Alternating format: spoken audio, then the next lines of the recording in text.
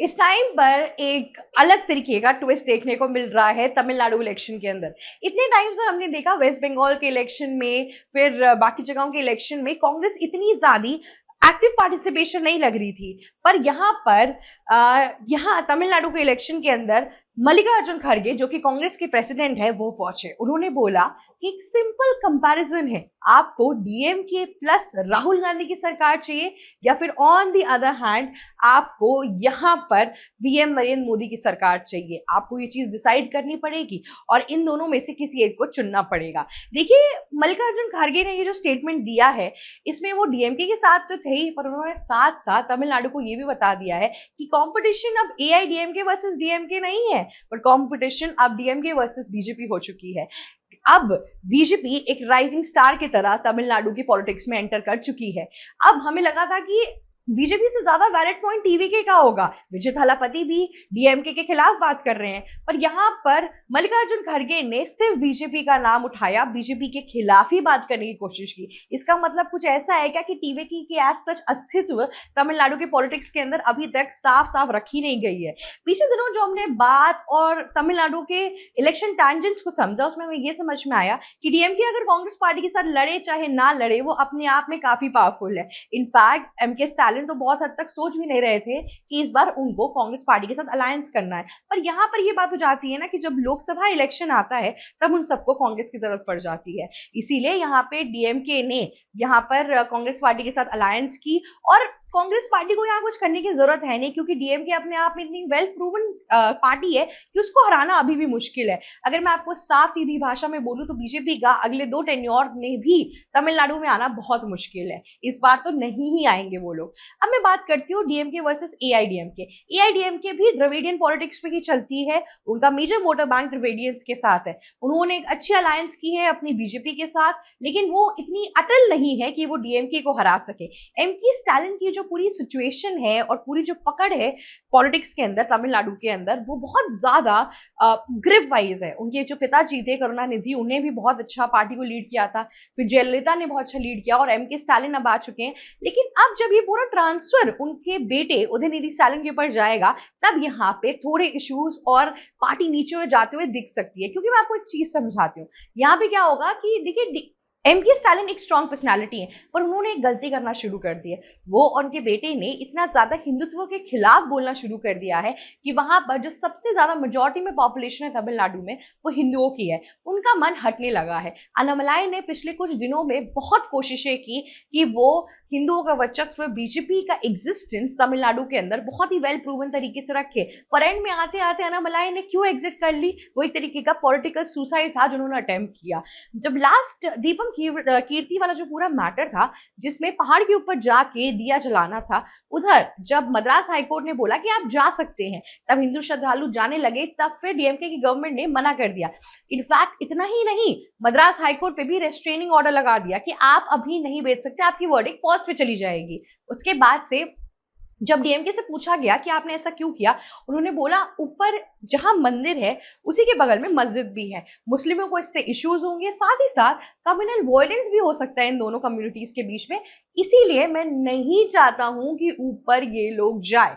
देखिए, ये जो पूरा मैटर था, इससे एक बात तो समझ में आ गई कि माइनॉरिटी प्लेजर और माइनॉरिटी फैसिलिटी देकर ये विपक्षी दल के नेता, स्पेसिफिकली इंडिया ब्लॉक के लोग, कितना ज्यादा अपना वोटर बैंक भरने की कोशिश करते हैं यहाँ पर। और उसके अलावा अगर मैं कोई भी बात करूं तो आपको एक और चीज समझ में आएगी कि किस तरीके से इस पूरे क्राइटेरिया के अंदर चीजें ट्विस्टेड चल रही हैं। अब क्योंकि मल्लिकार्जुन खड़गे, हम सब जानते हैं कि वो एक पपेट प्रेसिडेंट है कांग्रेस के, जो भी कुछ गांधी परिवार कहता है वो सब कुछ करते हैं। इनफैक्ट यहाँ पर आपको गांधी परिवार का ना एक तरीके से आलसपना दिखेगा।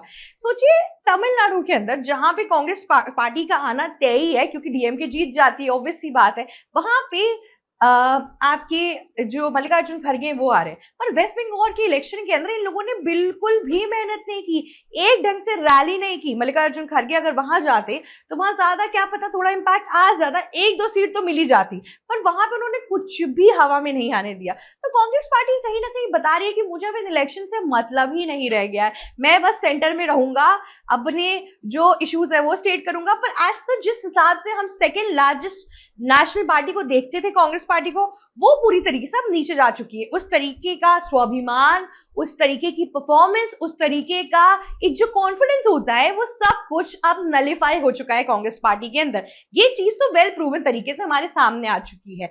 और मल्लिकार्जुन खड़गे जिस हिसाब से कंपैरिजन कर रहे थे, उस हिसाब से मुझे बीजेपी की हार नहीं, बीजेपी की एक्चुअल में कहीं ना कहीं एक निगेटिव ही पीआर सही पर पीआर जरूर हो रही थी। सोचिए उस पूरे स्पीच के अंदर अगर वो एआईएडीएमके के साथ एक तरीके से बीजेपी का नाम जोड़ते तो सेंस बनता, टीवीके से जोड़ते और टीवीके के अगेंस्ट बात करते तो सेंस बनता, लेकिन क्या उन्होंने सिर्फ मोदी का नाम लिया, तो उससे क्या समझ में आ रहा है कि इन लोगों ने कहते ना कभी वेल रिसर्च और चीजें करके आते ही नहीं है।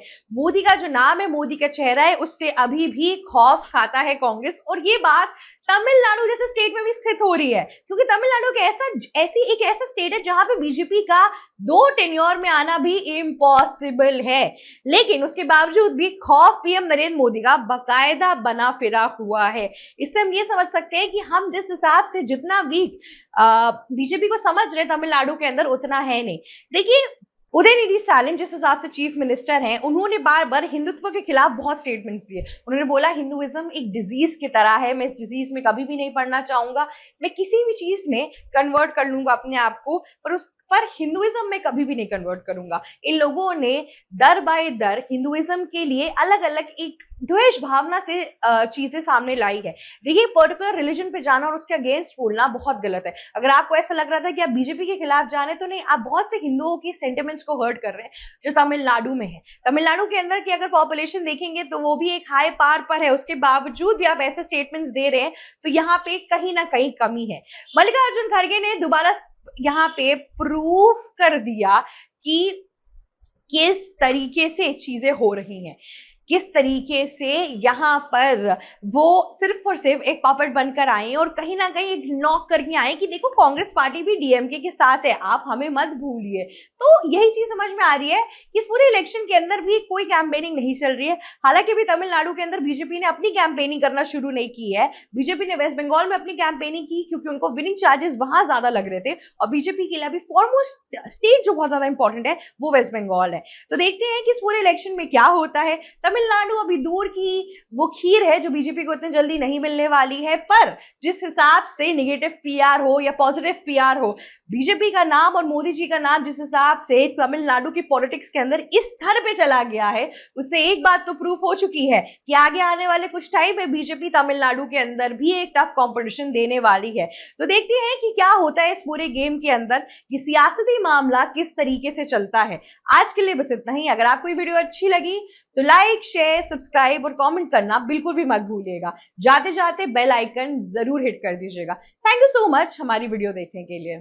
एबीसी हिंदी न्यूज, आज ही जुड़िए हर खबर के साथ।